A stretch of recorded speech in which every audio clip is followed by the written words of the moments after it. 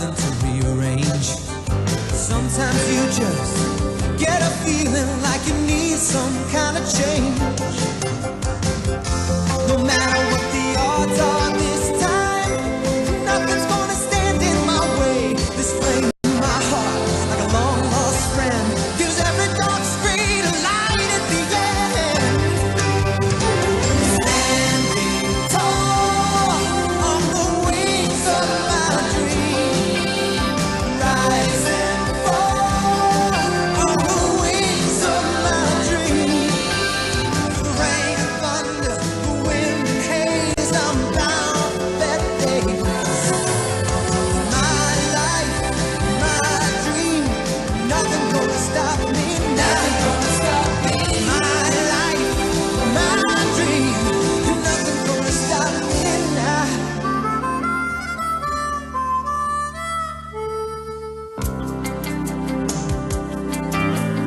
Nothing gonna stop me now.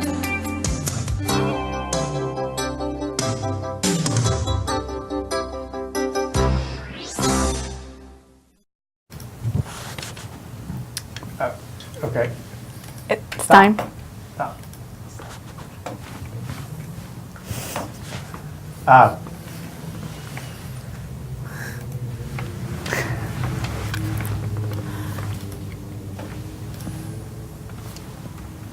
How's it going? Oh, okay. Yes. I think we are live. Yes, we are. Okay. Hello. I am still not Casey Frechette. I might be, but I also might not be. Okay, well, if you are not Casey Frechette, who would you be? I may or may not be Michael Moore Jr.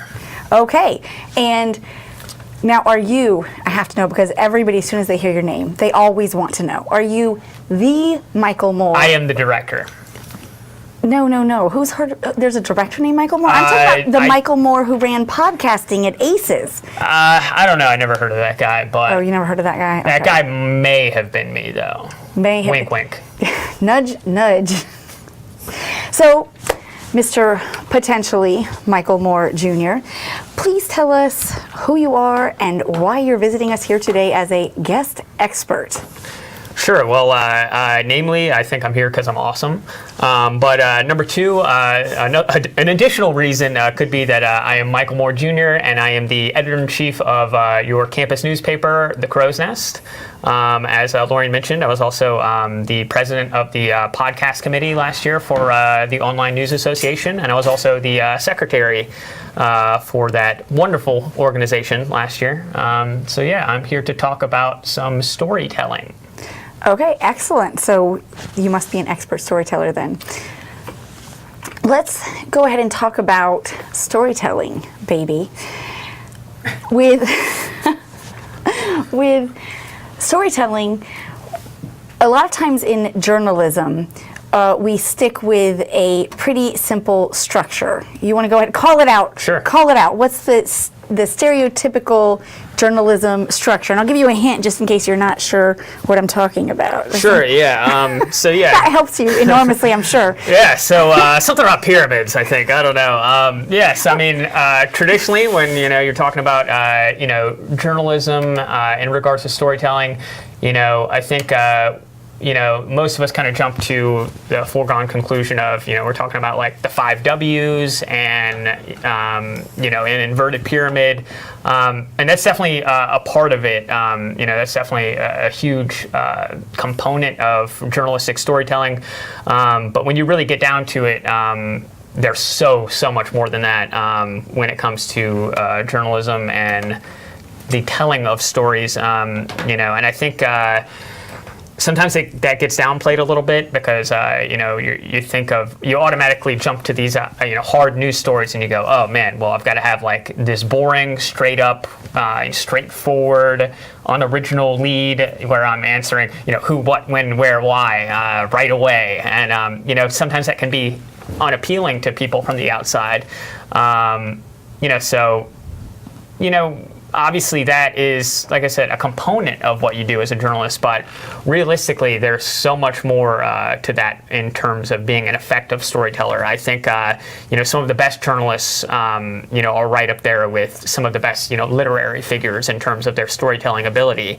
And, sure, maybe, you're throwing in, these hard, important, factual, pieces that make up a news piece in particular, but you also need the anecdotes. You also need the rich, compelling, sometimes maybe not important on the surface details that can make up a larger picture that really sort of steer you in the direction of, oh, that's the story. And you need the killer quotes. You need quotes that are going to jump out and grab you.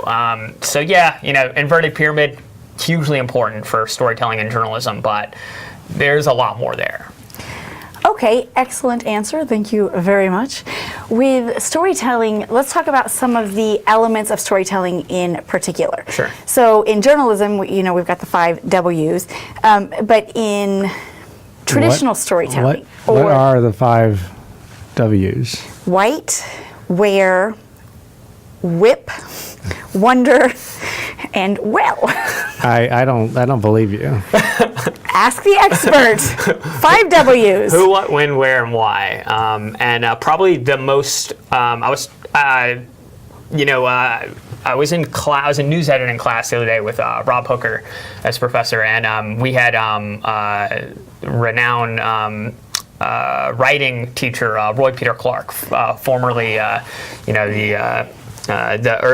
recently retired from Poynter. For those of you that maybe aren't familiar with him, he's a big dog in the world of journalism, masterful storyteller, and probably one of, if not the foremost master of his craft and his genre of the craft in particular, which is teaching journalists how to be effective storytellers, specifically through writing.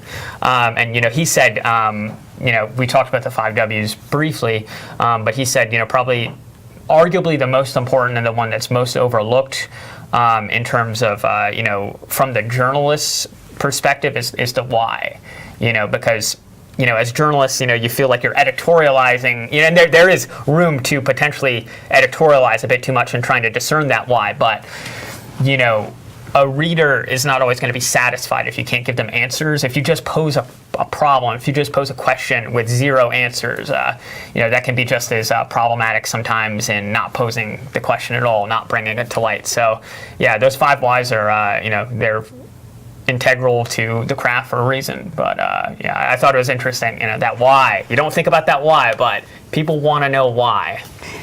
I don't know if we have time for a personal Roy Peter Clark anecdote, but I met him. I knew who he was. I knew who he was, but I didn't know what he looks like. Yeah. I never pay attention to what people look like. Of course, I've heard his name and I Sure. know his work, but I didn't have any idea what he looks like. So I was working at Poynter over the summer, and there was this guy who seemed to be having trouble with the in and out board. And so, By the way, Vanya dropped off your check. thank you. And to all of those listening, you may also want to know that Vanya dropped off my check. I mean, I was curious. I was wondering about that. So I'm happy you addressed that, Chris. Okay, So why? I do have it. Why? It's I'm on- happy you addressed that strange forgot to tell off-camera you, voice. it's So that was the who and what. We're going to assume that where is here. Why Why? and when? That's the Why question. did this happen? No, because 3 months ago when I last worked at Poynter, I asked her to pick it up for me, and she did. Oh, well, and excellent. I haven't seen her in 3 months, so. Nice. See, that's why we need the why. The why. The I why mean, is important. we knew Vanya dropped off your check. We could, vaguely assume where that could have potentially happened. Although I wasn't here when she did it. Yes, I got a text that it went to Edgardo, another who. So are you a reliable source then? Yes, because Edgardo told me that he picked it, that Vanya came by. So Okay, this is not a primary source. I have to Reliable, but check. not primary. I have to check on these things. I'm a journalist. In order to be an effective storyteller, you got to know if your sources are, are on point or not. I don't know. I may not be very reliable. I've been told that I'm not very reliable. If he were not reliable, would he tell us? Could we rely on him to report on his own reliability? It's an excellent question. and one we may be able to answer later. So there was this man wearing a baseball cap and That's jeans the dead giveaway right there. and jeans, t-shirt, and sneakers at Pointer. Were they Converses? I honestly I can don't answer that remember. question for you. Yes, they were. Okay. They were Converses, and he was probably wearing either a Rays hat, Rays cap, or something analogous to that. Roy Peter Clark, he has these sort of trademarks that you know, if you know one of the trademarks, you're good to go as far as identifying the man. I think I've heard him speak twice now, and he brings up the Converses both times, shows them off. He's all about a good pair of sneakers. Anyway, sorry. Continue with the Roy Peter Clark anecdote. Yes, well, I did not know all of this about Roy Peter Clark. I did not have all of this Roy Peter Clark schema. And for those of you wondering, yes, you always use all three names. Yes, you do. There is no Mr. Clark. It is Roy Peter Clark, and no Roy. No, Roy. That'd Peter be very Clark. awkward. So that is his name, Roy Peter Clark. If you're famous like Prince or Madonna, you have one name. If you're very famous, you have three. So Roy Peter Clark. But I didn't know any of this. And so there's this man, and he was struggling with the in and out board. And of course, I always offer to help, whether I have any idea what I'm doing or not. Sure. So I asked him if he needed help or what was going on. And it turns out that he was trying to decide if he felt like being labeled as in or out, and trying to decide. So we actually started talking about the existentialist questions beyond the in and out on the in and out board. So I have this phenomenal conversation with this man in a baseball cap, and then we continue the conversation through the doors at Pointer and out into the parking lot, and we get out there and we have more phenomenal conversation about things that may or may not be able to be related without a really long story. Sure. And after all of this, he says, "Oh, well, who are you?" And I'm wearing a name tag. So I'm Lorian Mariachi. I'm not Casey Frechette. That's who I am. And he says, "Oh, I'm Roy Peter Clark." At which point, I feel like I need to bow down on the ground and maybe do a little bit of this. I mean, that's what I do every time I see him. I don't know about you. That's Yeah. just a quick. Yes, but that's my experience with Roy Peter Clark. And then he started coming by and visiting, and he is an amazing man in addition to being an amazing storyteller. Yes. And he's an amazing character, which brings us to our Yes. first point in extra journalistic storytelling. So at any time we're going to do anything that is going to be near the word journalism, we need to be answering those questions. But these are things that we can do to enhance the way that we answer them. And particularly for blogging, we don't have to stick as tightly or strictly to that journalistic inverted pyramid structure. We can still do solid, factual, journalistic blogging and maybe be a little freer in our narrative form. So one of the elements that we can use to do this is characterization. So instead of just saying who Roy Peter Clark, Mike went through I don't want to say extensive, but he went beyond that to make sure that we understood who Roy Peter Clark was. And then hopefully my story was not a waste of airtime, and it also further enhanced your understanding of Roy Peter Clark, not just as a figure in the story as the answer to who, but as an actual character. And we did this with details like talking about the hat that he always wears and the chucks, and these details inform hopefully our audience about Roy Peter Clark as a character.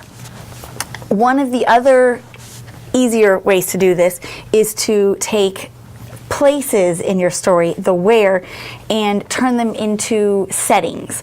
And again, not fictionalizing anything, not exaggerating, no hyperbole, but we still want to stay within that realm of factual so that we can be reliable sources for our audiences, but we can enhance that storytelling by bringing them to a place, bringing them to a setting instead of just listing and informing where. So as the editor-in-chief, the big EIC of the Crow's Nest, how do you feel about this idea of turning your people into characters, turning your place into a setting? Talk about it first in journalism, and then we can talk about more in blogging if you don't answer all my questions. Okay, sure. So, I think first and foremost, you need to make sure that you're doing it in a responsible and ethical manner, because this is still journalism. This isn't your literature or creative writing class. So it's important to make that distinction right away. This is still nonfiction, truthful, accurate. Hopefully, if you're doing your due diligence as a journalist. If you're not accurate, you're wasting your time. To be completely frank, because that should be your, if not your number one, that should be easily within, the top three, virtues you should hold dear to your heart as a journalist. So, first and foremost, you want to be accurate. You want to handle it in the most ethical means possible, which means you're not fabricating details, or you're not assuming things, or you're not, there's a difference between making a person into a character that is still an accurate representation of them, as a source, which, is journalism. And, there's a difference between that and making a caricature of somebody. And, I think that's an important distinction to make, because you can easily overgeneralize, and it's very tempting to do sometimes if you get into more like a feature writing type setting.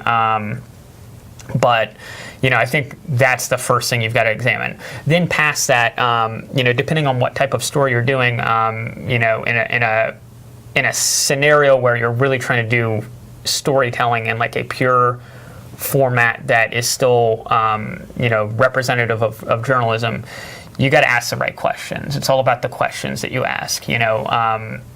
If you're doing a story on Roy Peter Clark and you don't ask him about his chucks, you're not doing your job. If, assuming it's, not like just some random news story on like Roy Peter Clark is doing this one thing, and, maybe you don't need all that information. But if you're doing any sort of like profile, or if it's a blog post and, you're writing about Roy Peter Clark, anything that you're really trying to tell, a deeper story, you need to get those details, and that involves asking the right questions. There's the famous saying, get the name of the dog. If you're writing about the dog, you need the name of the dog. If you don't have the name, what are you doing? If you don't have the reason he wears those shoes, or how long he's owned those shoes, or what the story is behind those shoes, what are you doing? Same thing with the hat. Same thing with, his name. You gotta ask him, hey, why do you go by the threefold name instead of, some other billing? So it's all about being a good listener, I think, and it's all about being curious. So if you want to, characterize these real people, you need to have the patience and the sense to ask them the right questions, and you've got to get creative in that listening process to the point where you got to be stepping outside of your own comfort level and try and step outside of. I think a lot of it has to do with your abilities in terms of imagination. You need to think about, okay, if this is a person that has been interviewed a lot of times before, what questions does he get asked the most? Okay, maybe some of those I need to hit on still, because, that's your due diligence as a journalist. Maybe that's important to the story. But then you got to step away from that a little bit and go, okay, he's usually asked this, this, and this. I wonder if anyone's ever asked him about this before. I wonder if anyone's ever asked him about this before. And, maybe it might feel even a little off topic in some cases, but I think you've got to veer in those sort of directions and be willing to take those risks to, be a super effective storyteller. I wanted to back up over two things that you said, and I wanted to add to them. One, you talked about being a good listener, and first you talked about asking good questions and having good questions, then being a good listener. And I would like to say that I think that part of asking good questions is being a good researcher, which, yes, I'm giving a little plug to last week's topic, but I think it's important that you know that he has been interviewed ad nauseum, ad infinitum. And I think it's important that you know the questions that everybody always asks him. And if you have the answer 47 times, if he's answered 47 times why he's all three names, I think that maybe we ask him as a point of clarification or just doing our due diligence, but maybe that's not an interview question.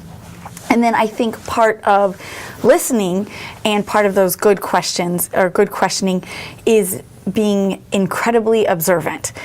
You need to notice that he's wearing a baseball cap and Chucks. And okay, so you need to notice these things, and or maybe you're interviewing someone and they constantly stick their hands in their pockets. So a question might be, what's going on over there? Do you need a minute? Do you need something out of your pocket? Do you need to check your phone? But then, they pull out a lucky stone that they got in 3rd grade from the person who ended up being their wife. Or do you see what I'm saying? No, absolutely. There's being observant, I think, is also a really important part of this, so that you're picking up on those details and so that you can ask the good follow-up questions, and then doing your research so that you have these things. There was something else I wanted to ask you about while you were talking. I was like, I want to ask him about that. How do you feel about this storytelling thing in blogs versus in news stories? Do you feel like maybe there's more room for this in blogging? And just talk to me about that, blogging as a story genre. Sure. There definitely can be more room for it. Again, it all comes down to being responsible. There's sort of sometimes there's this picture that sort of bloggers and journalists are at war because there's this ever evolving line that's becoming more and more difficult to really make out as to where journalists starts and where where blogging starts, and sort of where they come together, and where who is a journalist and who is not. That's a big thing today, and it gets even bigger with the fake news dilemma. So you got to be ethical and you got to be responsible and make sure that you're not taking too many liberties. That being said, there's a lot more room for it in blogging, unless you have a really unless you are fortunate enough to have a really open-minded editor, there can be some great opportunities for that in newsrooms still. But there's so much opportunity in blogging and so much creative space for that, because you're your own boss, right? No one can say, AP Style can't come slap you on the wrist and be like, did you just throw an Oxford comma in there? That's not allowed. Not to say bloggers don't necessarily abide by AP Style. It really depends. There's a lot of, like I said, there's a lot of creative space for that. There's a lot of room to sort of pursue storytelling in more unconventional ways. You get a lot more kind of stuff that borders along the lines of like creative nonfiction and blogging, which I find fascinating. And if you're looking to be an effective storyteller in the realm of journalism, I highly recommend you take a very close look at create the masters of like creative nonfiction and feature writing, because those are really the skills that you're going to want to utilize, as a storyteller within the realms of journalism. But with blogging, that's the beautiful thing about just the time that we're in right now. Whether it's with blogging or podcasting or, anything sort of where you're self-directed, is that you can take these liberties. You're not restricted by any sort of convention or any sort of like, hey, this is the way we've always done it and this is the way you have to do it now. And I think that's great. For me, I personally love that. I know, not everyone is as forgiving in terms of the evolution of media. Some people like to be sticks in the mud about it, and be like, hey, that's not as high a form of art as this, and so there's always going to be a debate about things like that. But personally, I think that there's so much room for just exploration and blogging, and the format in particular that I find fascinating. You said so many things that I want to pick up on. I'm not even sure that I'll be able to remember them all. One of the things that I want to circle back to in a few moments, so help me to remember. Okay. But one of the things that I want to circle back to in a few moments is this idea of other media and storytelling through other forms. Okay. That's next on the list. We're going to tap that. All right, I got you. You got me? Okay, thank you. With blogging, now it's just going to be gone again. See, this is what happens. Yeah. So with blogging, Okay, so I wanted to talk about back to the newspaper for just 1 second, Yeah. and I just wanted to ask you. That was the other thing. Okay, Okay. so do you mind if I'm just all over the place? No, not at Are you all. I okay love with it. that? I love it. I rant and ramble all day, so I'm down with Okay. it. So first I want to go back to before, and I wanted to say that when I'm working with someone who's been interviewed umpteen million times, I have a favorite question, and you probably Okay. use it, and you probably just didn't think about it yet. Okay. But one of my favorite questions to ask somebody who has just been, you know, you Google their name and you get 4.2 billion Yeah, yeah. hits in 23 hundredths of a second. Sure. Is there anything that you have never been asked before that you wish Yeah. someone had Yeah. asked? Instead of saying, that's always how I end my interview with someone who's been just hit up like that. Yeah. And you probably do that, I have done it, yeah. and you probably just want to think about it just now. And then so then going back to, okay, so now I've got a question for you. Okay. EIC, put your ESC hat on. Coming on. A fedora, I like it. Okay, yeah. so it's a beanie. doubt. It's a beanie. It's It imaginary. probably would be a beanie, realistically speaking, you know. It'd be a beanie, it'd be a hoodie, it'd be, you know, something like that. Something less formal. I gotta get away from this every once in a while, you know. Okay, so is there any area, and I know that in a newspaper, and your newspaper is a weekly newspaper, Yeah. I know that there's this thing, I've heard of it before, deadline. Oh, no, Deadline. I've never heard of that before. No idea. Oh, so how long have you not been the editor? Oh, wait, it's coming back to me. Yeah, I think we do have those, yeah. So, I'll write for you then. You want the story about what happened yesterday? Reporters better make your deadline. Don't take this as an excuse. You'll be hearing that. You'll be hearing that clip only all year long. There's this thing called deadlines that Yeah. really constrains the storytelling in some fairly significant ways, and Yeah. that's understandable. And then it's got to be even worse for something that's daily or for something that's posted even faster than that online. So we know that you're working within these constraints. But if I had a friend who could fix the space-time continuum such that, and the person I'm talking to knows who I'm talking to, such that you can pause time for everyone else and have all of the time that you need and still meet those excellent. deadlines. Yeah. Are there any ways in which you wish the storytelling could expand with Crow's Nest stories? Oh yeah, 100%. We're constantly looking to expand. I think coming into this year, we've had a really particular and a really ambitious vision for what we want, and that involves tackling media in all platforms and all ranges, basically. We're looked at as a newspaper, and we are, but I was told something during my internship at the Bradenton Herald this summer. When I interviewed there, I had interviewed at a few other papers, and I had great experiences at all of them that I interviewed for. But I had, the Bradenton Herald was my last interview, and it's who I ended up going with.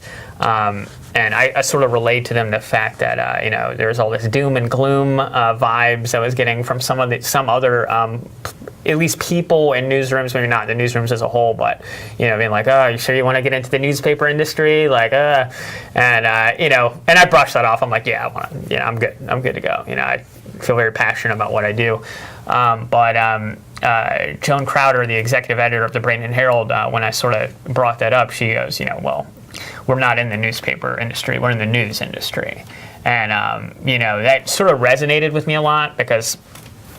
This is we live in the most terrifying time to be a journalist, but we also live in the most brilliant time to be a journalist because the profession is evolving so quickly. There's so much room to grow. There's so much unknown, uncharted territory to explore.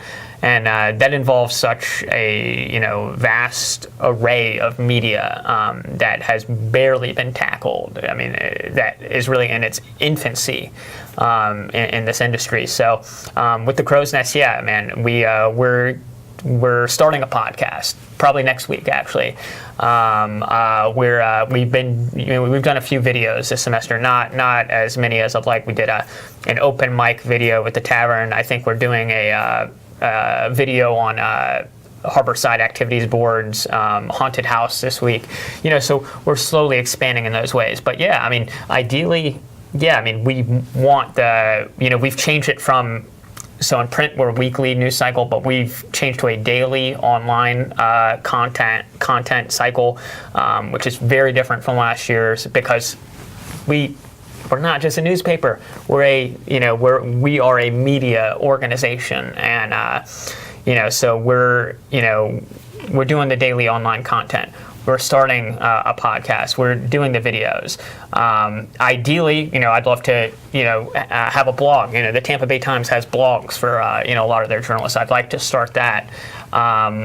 There are so many different things. I'd love to be doing documentaries.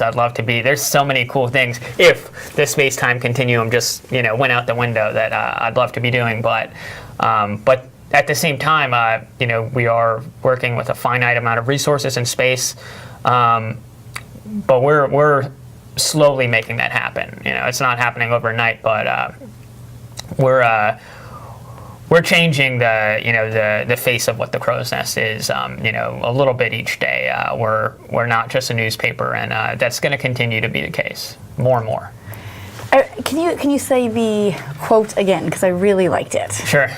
The newspaper one? Joan Crowder at the Bradenton Herald said, well, we're not in the newspaper business, we're in the news business, And I think was so right. I would agree completely. And that's my first time hearing it. It's resonating also with me. So I would like to move the conversation toward this idea of storytelling in other media forms. And I wanted to, again, loop back because I'm just going to be, yes, if you were to map out this conversation, it's going to be more like a labyrinth than a straight line, but that's okay, right? Were you okay with that? That's totally fine. Thank you for giving me in advance Can it be a Mobius strip? Ooh, yes. yes. Okay, so going back before, when you were talking about the inverted pyramid, you had also said something that kind of excited me a little bit about this idea of having to get immediately to the facts. And this is going to come into play as we're talking about other forms of media. But one of the things that Professor Frechette was talking about in the course, I believe it was for this week, I'm almost positive it was for this week, was this idea of suspense, this slow drip of information, so that I think that what you had said specifically was you shouldn't leave your audience with questions. Yeah. And I just wanted to bring up this idea of maybe causing questions that you answer as you go as a form of master storytelling. Yes.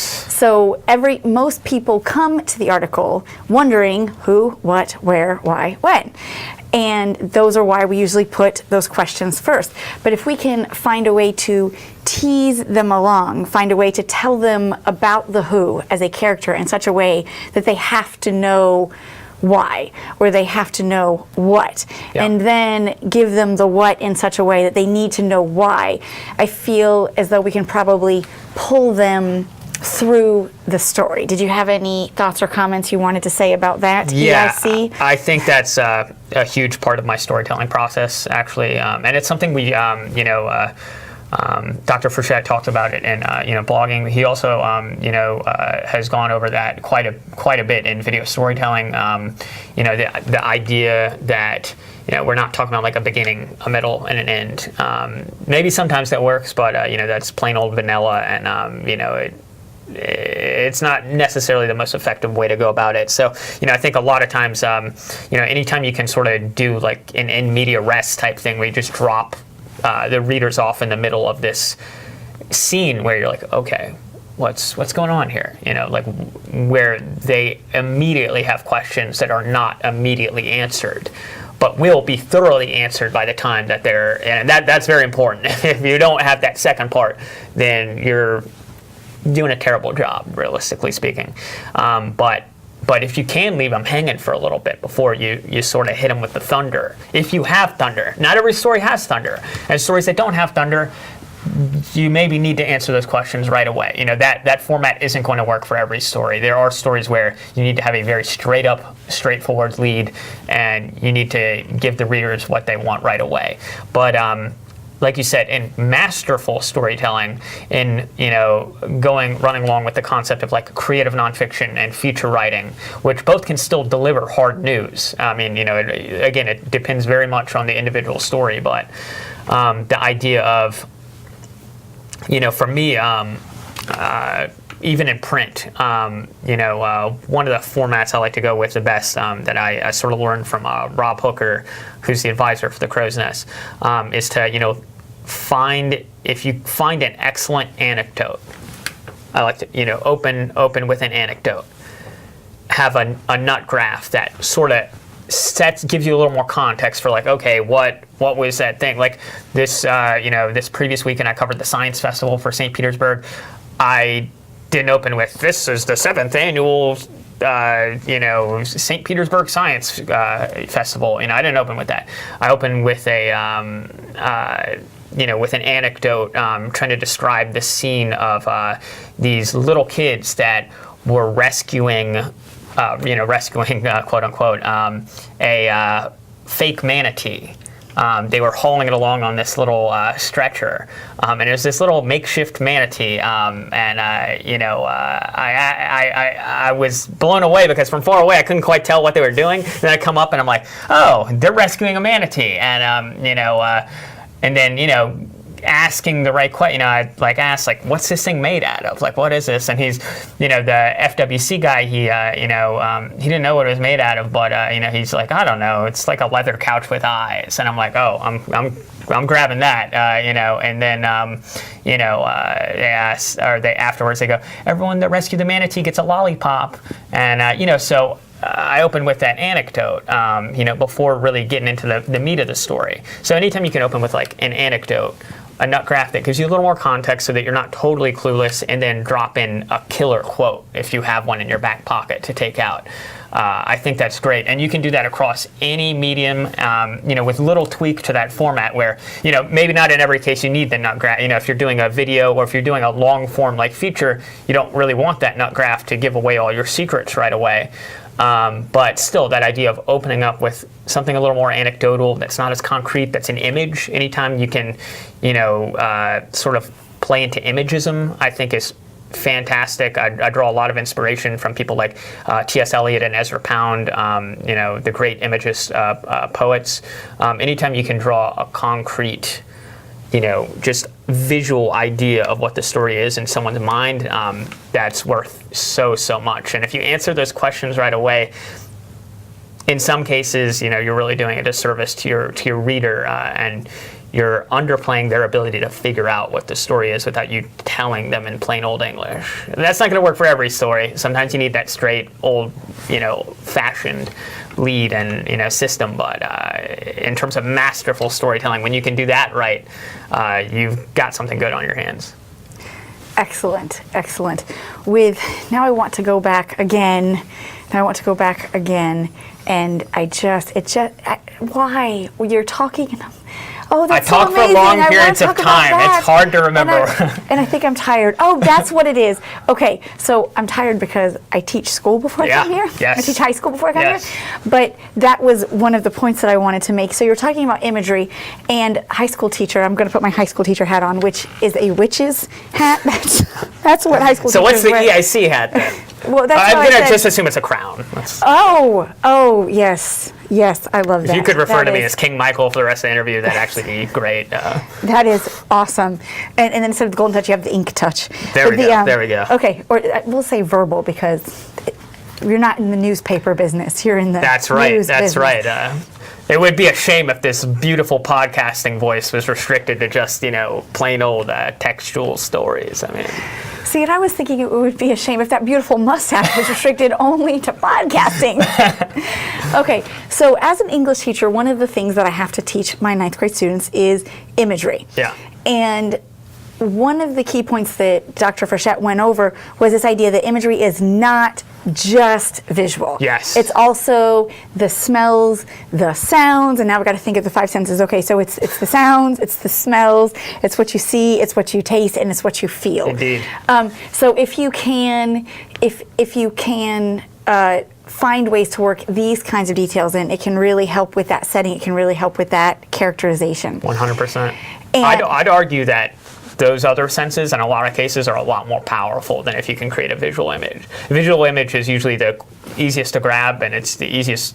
It's the thing we have most access to. But if you can describe, a texture in great detail, or especially if you can catch a smell, there's so much room for power there. It's difficult to do, but.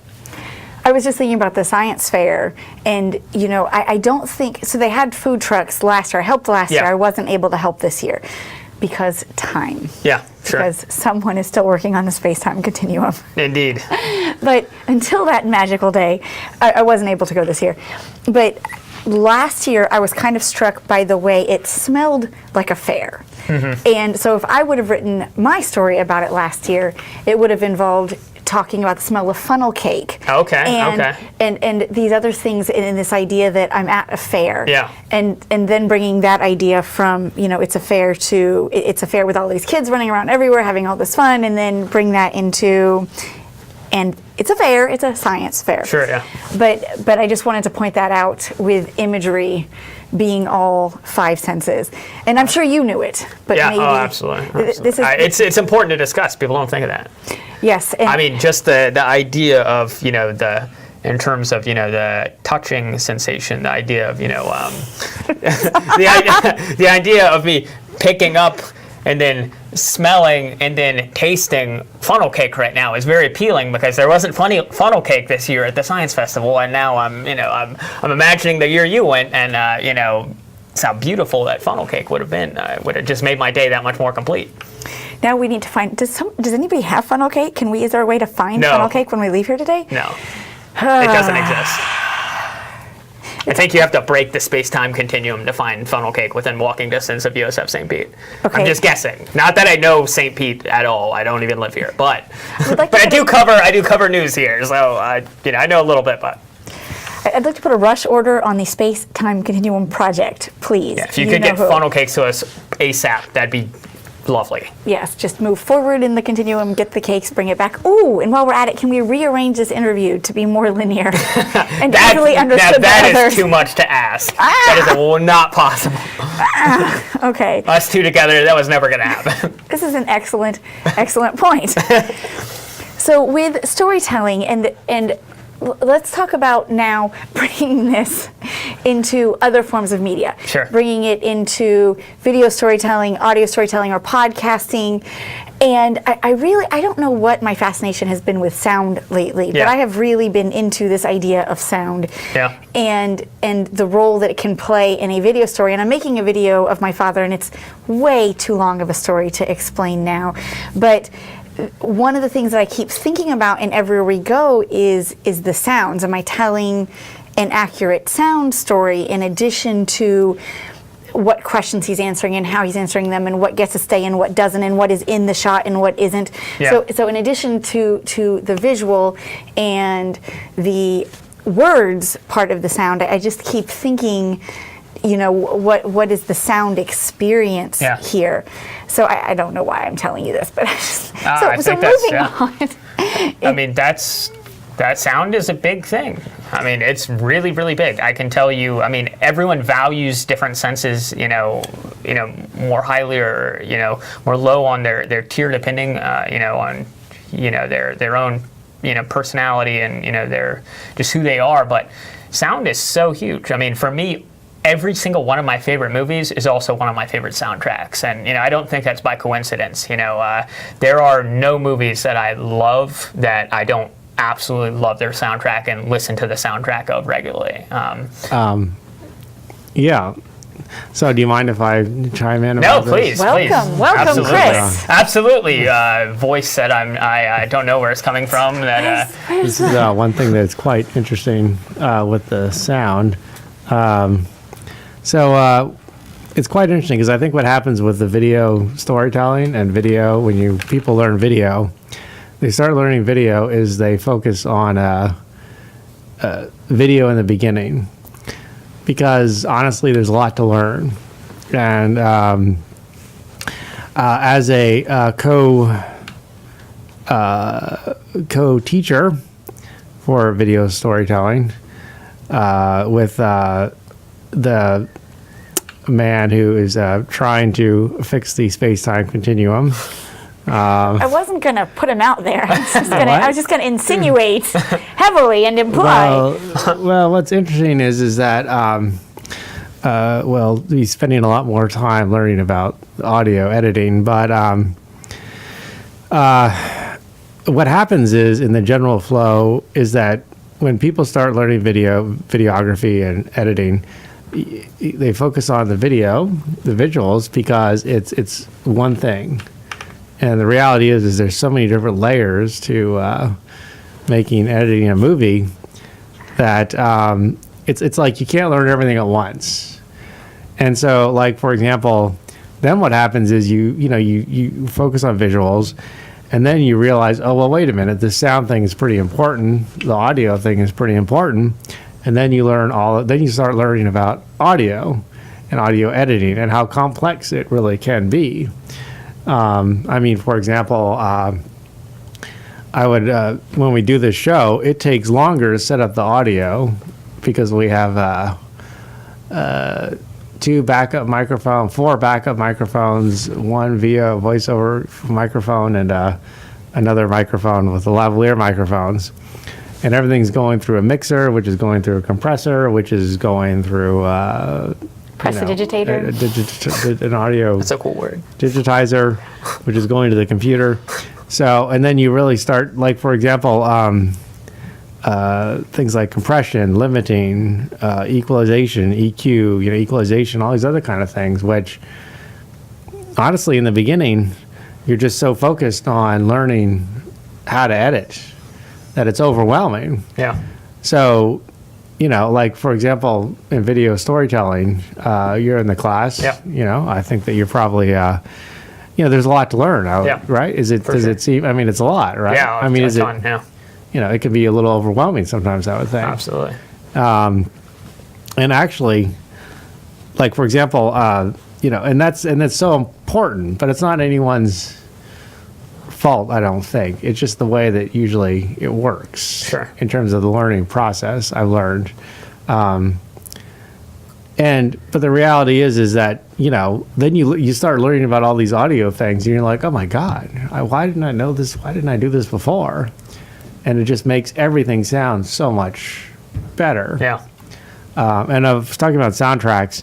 I saw Blade Runner 2049. Yeah. Wow, that is it. Have you seen that yet? I haven't seen it yet, but I have listened to parts of the soundtrack. That is an awesome soundtrack. Oh God, the soundscape, the sound environment. If you want to get all geeky, for Blade Runner 2049 that's a wonderful soundtrack. Yeah, Absolutely wonderful. Yeah, it really is. And I've heard wonderful things about the movie. I'm weird in that, for me, my emotional connection to a movie is almost exclusively determined by the soundtrack in a lot of ways. I think if I'm watching like a silent film, I would have a much harder time really getting the basis of the story. A lot of my favorite films, I've listened to the entire soundtrack before I watch the movie. Sometimes several times. Two of my favorite movies, Braveheart and How to Train Your Dragon. I had the soundtracks completely memorized before I'd ever watched the movie, to the point where I'd imagine what the scenes would look like before I watched. And so then, once I watched the movie and sort of paired, hey, that's what this part of the soundtrack goes with that scene. It was really interesting to see, because, kind of taking it back to, storytelling, you got to be tying all those senses together in a way that makes a coherent story. The senses have to serve one another. That one of my worries when was listening to the soundtrack for like Braveheart is like, wow, I hold this soundtrack in such high esteem. If this scene does not live up to this part of the soundtrack that's super dramatic or whatever, then that's not serving the story's higher purpose. And when it does, I think that's when you end up with a really great story. When you have the powerful visual image in a written piece that goes with, a powerful smell, and then a powerful fact or a great quote. Those are where you get great stories. It can't be one or the other. You gotta find a way to integrate them. So I think that's so important. That's a very, very important point. And that's like, for example, what makes Blade Runner 2049 or Blade Runner even the first one. Yeah. So brilliant is Sure. because it's an example of, or something even like Breaking Bad or Better Call Saul or any Yeah. of the true, it's not just it's not just sound or just visuals. Yeah. It's a collaboration of experts in sound, the sound department, and experts in cinematography that create something that together works perfectly and complements each other. And that's really, it's not like you're saying, it's not one or the other. I mean, there are podcasts that are just audio, and that's a different thing. But when we're talking about movies, it's truly effective and wonderful movie. Like Blade Runner 2049, visually was just as stunning as listening to it. No, that's essential. I forgot to say this episode brought to you by Blade Runner 2049. Now, I mean, and again, I would recommend watching the first one. Yeah, Because there's a lot of first things one's in the amazing. second one that if you watch the second one without watching the first one, you're going to be kind of confused because the second one answers a lot of questions about the first one. So I highly recommend watching the first one. And I don't know, it's just so yeah. Yeah, the first Blade Runner is masterful. I'd like to make a correction. This episode brought to you by the Blade Runner franchise. Blade Runner film franchise. I mean, like we spend a lot of time. Like I'm still learning, and actually, I find that it gets audio can be like anything. The more you learn something, you realize how complex it can be. Absolutely. I mean, I have a confession. When I first started my grad school experience here, I really didn't know what the hell a mixer is or a compressor or anything Yeah. like that. And now I'm beginning to learn, really learn it all. And just it's like, oh my gosh, this is so cool. There's so much more, Yeah. to learn. Well, I think that's one of the things, and again, this is very much applicable to storytelling. The more you master something, the more questions you generally have about it. Because, if you have surface level knowledge of something, it's just that. But the greater your expertise on, a subject is, I think the more complex you see it. And with storytelling, I think that's really the case because there are too many mediums, there are too many different ways to tackle a story. You can never fully master that. And I think the more you dive into it, the more you realize, wow, there's a lot of different stuff I can do with this. And there are a lot of skills I need to learn to be effective at this.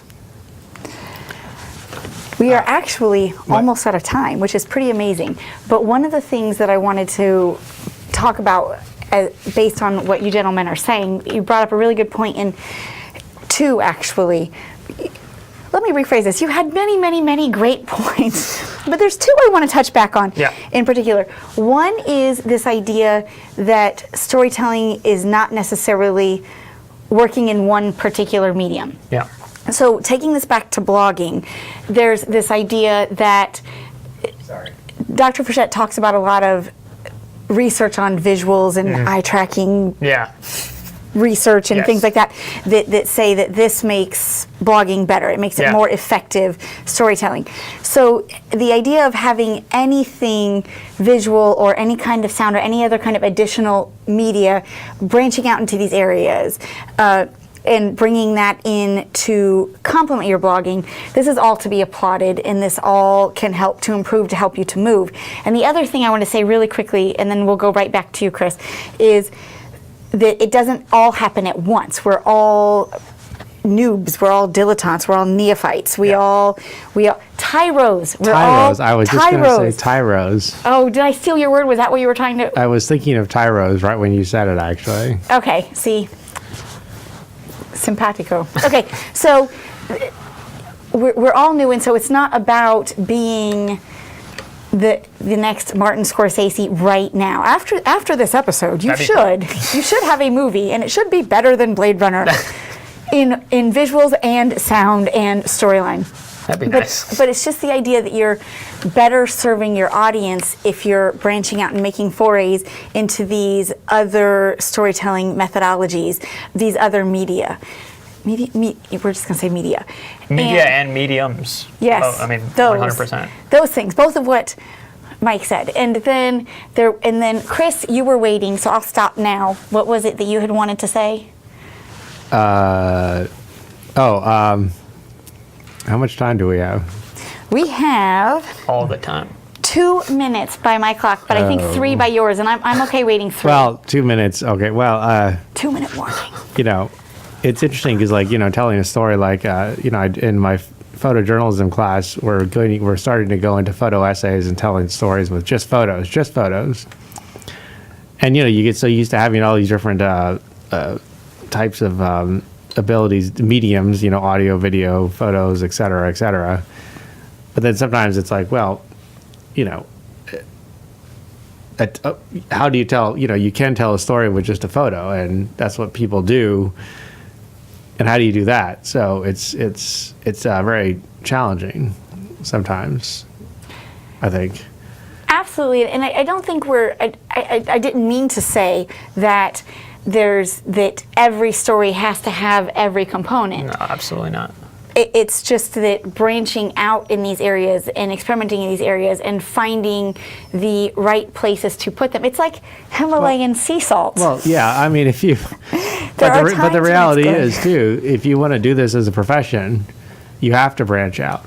Absolutely. I mean, on a daily basis, I do a million different things. I do audio, video, and photo every day, you know, and so you have to, if you want to be paid to do this kind of a thing. Yeah, the more skills you have in your tool belt, you know, the better.